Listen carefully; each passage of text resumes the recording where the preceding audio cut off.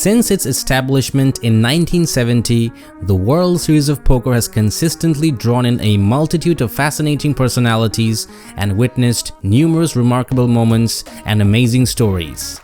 In this video, we look at 16 incredible WSOP facts and stories that you probably didn't know.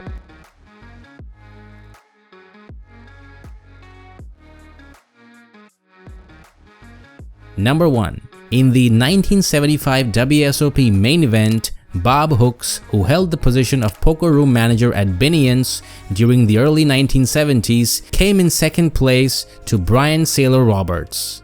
This particular tournament saw a small turnout of only 21 players participating, and it featured a winner-take-all format for the grand prize of $210,000. Interestingly, Robert and Hooks were roommates at the time, and they made a secret agreement to divide the prize money between themselves. Number 2. In the earlier years of the World Series of Poker, winning players did not receive bracelets as a symbol of their victory. In fact, during the inaugural event in 1970, the first WSOP champion was awarded solely with a silver cup and any cash winnings earned throughout the tournament.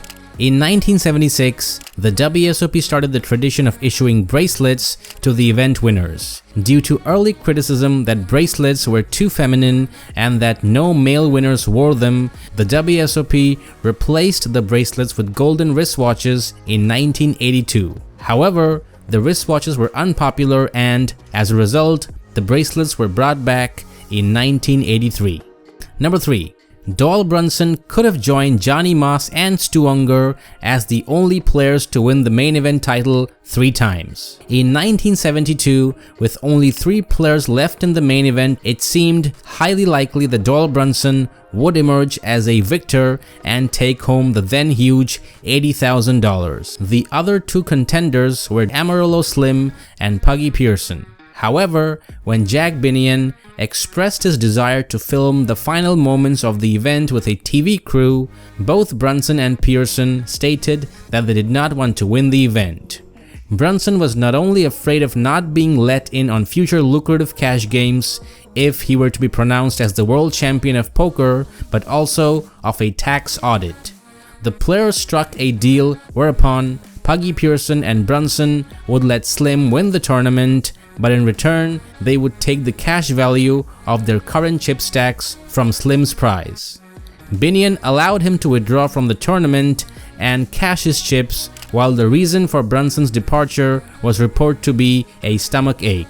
After Doyle exited the game, Puggy Pearson and Amarillo Slim continued playing. According to Slim's account, Pearson was dissatisfied with the earlier agreement and was determined to win the tournament himself. However, it is said that Jack Binion convinced Pearson to intentionally play less aggressively against Slim. In the final hand, Pearson raised to 700 chips with pocket sixes, and Slim called with King-Jack offsuit. A flop of King-8-8 was seen. Amarillo Slim pushed his 51,000 chip stack in the pot, and Pearson promptly called, both players getting all their chips in the pot. Turn and river were a deuce and an 8 respectively, and Slim won with a bigger full house. According to the Hendon mob, Amarillo Slim walked away from the table with winnings of only $15,000, only 3 times his investment. Number 4. After being eliminated from the main event by amateur player Robert Varconi, Phil Hellmuth confidently asserted that Varconi had no chance of winning the main event. In fact, Hellmuth went on as far as to proclaim that if Varconi did emerge as the champion, he would shave his head completely bald. Varconi indeed won the event and claimed the $2 million prize. To his credit, Varconi attempted to release Hellmuth from the bet, but Hellmuth, always one to embrace the spotlight, had already committed to selling his hair and donating the proceeds to charity. Consequently, Hellmuth's hair was shaved off and sold. However, at a later point, Hellmuth repurchased his own hair by paying $10,000. Number 5. In the 1997 WSOP, Paul Clark collapsed while playing the $1,500 Raz event, bringing paramedics to his side. as the chip leader, Paul, unexpectedly collapsed one or two more times, leading to concerns that required the involvement of WSOP lawyers. These lawyers swiftly drafted a contract that would release the organization from any liability in the event that Clark passed away during the tournament.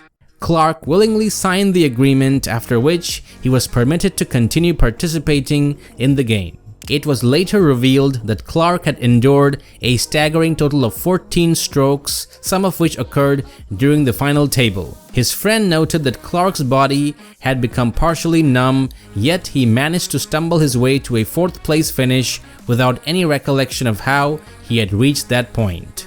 Number 6.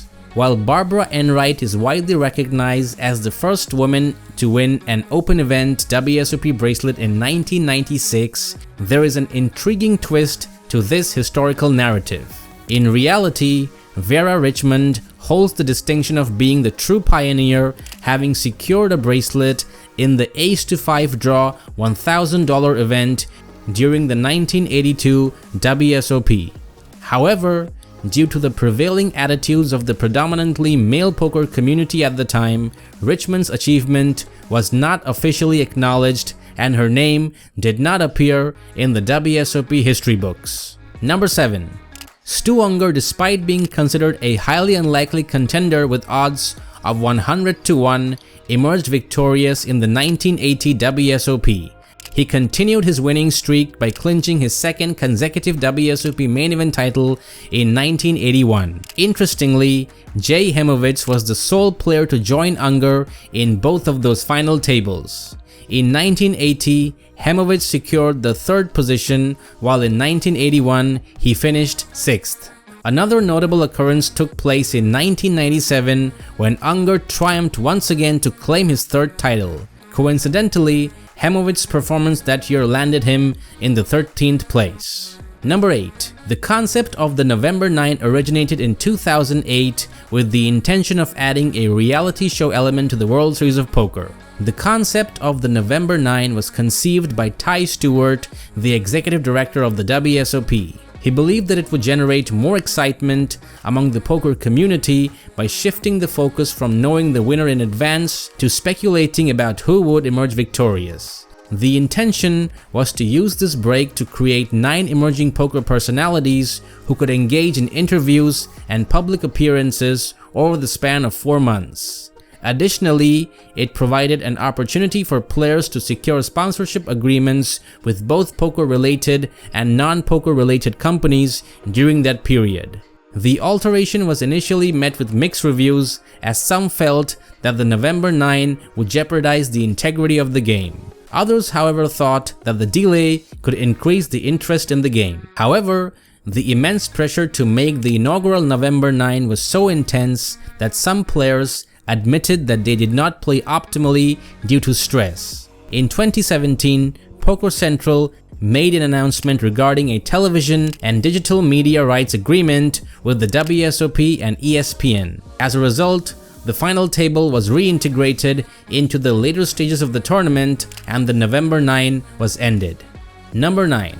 In a remarkable sequence from 2008 to 2015, the winners of the WSOP main event seem to share an astonishing coincidence. The ages of all these players fell within a narrow range, specifically 21, 22, 23 or 24, with the exception of Martin Jakobsen, who was 27 when he emerged as the champion. This pattern seemed to persist until 2016 when Queen Win, at the age of 39, broke the trend by claiming the main event victory. The runner-up in that year's tournament was Gordon Vaio, who was 27 years old. Number 10. Since the poker boom in the mid-2000s, the World Series of Poker has been making changes to tournament structures in order to allow participants more playing time. For instance, the main event now starts with 60,000 chips, a significant increase from the 10,000 chips used 20 years ago. This generous starting stack acknowledges the significance of the main event for both professional and casual players. For many amateurs, it represents a unique opportunity to mingle with the game's top players and a chance to win a life-changing amount of money. Number 11. The iconic Oakley sunglasses that Chris Moneymaker wore during his triumphant journey to winning the 2003 WSOP main event were unfortunately lost later that night while he was out celebrating with his friends and family. Number 12. In 2005, the size of the field in the WSOP grew to such an extent that players were occasionally compelled to play 11-handed at times, exceeding the traditional 9-handed format. Number 13. We are used to seeing WSOP on ESPN and PokerGo, but from 1999 to 2001, the World Series of Poker was televised and broadcasted by the Discovery Channel. Number 14. Although television and the internet made the WSOP footage easily accessible for fans, there is a notable gap in the WSOP archives when it comes to Huckseat's triumphant win in 1996. Surprisingly, there was no television deal in effect, resulting in a lack of available footage documenting Huckseat's victory. Number 15. During the 1997 WSOP main event, the final table was staged outdoors on Fremont Street because there was such a high demand of people wanting to witness the event and see the legendary Stu Unger play. Number 16.